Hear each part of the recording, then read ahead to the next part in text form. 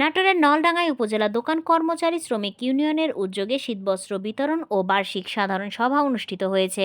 নাটোর জেলা প্রতিনিধি জানান, মঙ্গলবার বিকেলে নলডাঙ্গা বাজার প্রাপন ফিলিং স্টেশনের প্রাঙ্গণে এই সাধারণ সভার আয়োজন করা হয়।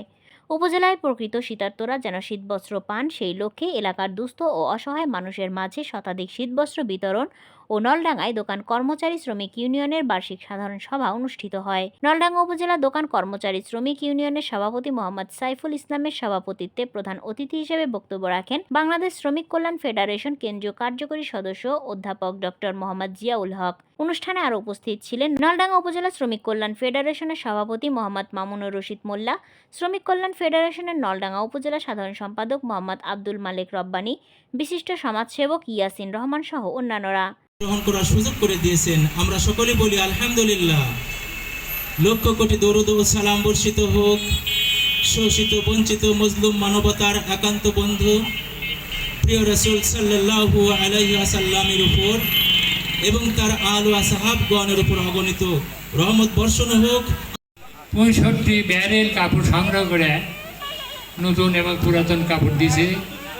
ওই এলাকার লোক এতই খুশি, আমরা এখানে 8-10 জন গেছিলাম। আমাদের জন্য রাত 3টা পর্যন্ত ওখানে লোক বসেছিল এই আমাদেরকে রিসিভ করার জন্য। ফর্মগুলা পাস এবং এখানে থাকা সম্মতি জ্ঞাপন করেছিলেন সম্মানিত।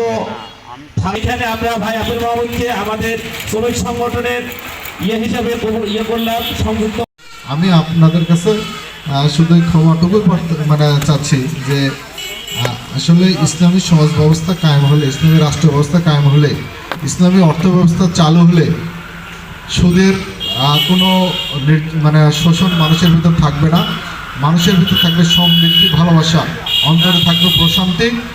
ধনী এবং গরিব, মালিক এবং শ্রমিকের ভিতর ভ্রাতৃত্বের পিরামিড গঠিত হবে।